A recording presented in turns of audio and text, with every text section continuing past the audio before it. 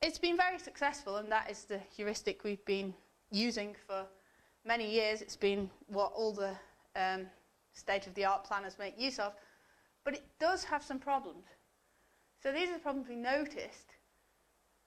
It looks as if resources can be produced for nothing. So if we unload a resource into a location, that increases the amount of resource at the location, but also we've still, as our upper bound on the amount we've got in the truck, got the resource in the truck and in the location. So if we look back at this slide here, if we load from the store onto the truck, we've now got 0 to 1 in the lorry. If we unload again from the lorry, just at the store back where we did, we would actually have 2 here. And because obviously we've got the produce, we get another 2, which makes it 4. There's no way actually we can have 4 units here or 2 units here if we didn't have the produce action. So and this problem is known as cyclical resource transfer. So if a resource can be taken from one state to another state and then back to the original state, then what it will appear is that the resource can keep increasing and increasing and increasing and increasing indefinitely. So we can load something and then unload it again, and we've got 2 things.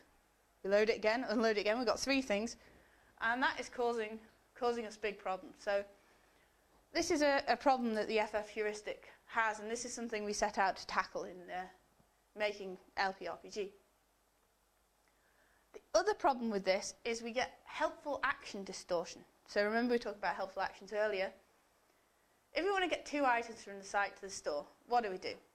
We load at the store, drive to the site, then we unload at the site. Now, remember our upper bound on the amount that's in the lorry still remains 1 because we've unloaded it, but we could have not done. So we can unload it again.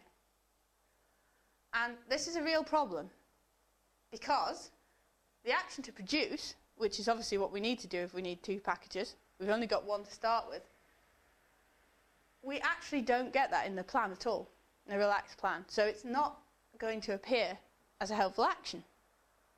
And so when FF does search in these sorts of problems with cyclical resource transfer, it doesn't know what to do because it never needs to produce any of a certain resource.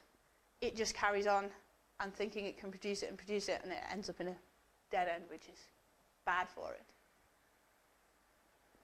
So this is just a comparison. I'll show you how the LPRPG bounds are computed in a minute. But it's just to show you that FF has divergent bounds, so metric FF. So always you can see the bounds here are getting bigger. Let's just take a look at the store. We start with 1, 1. We get to 0, 2. We get to minus 1, 4. We get to minus 2, 6. So this is, we're getting more and more of a resource, you can see, without actually producing any of it.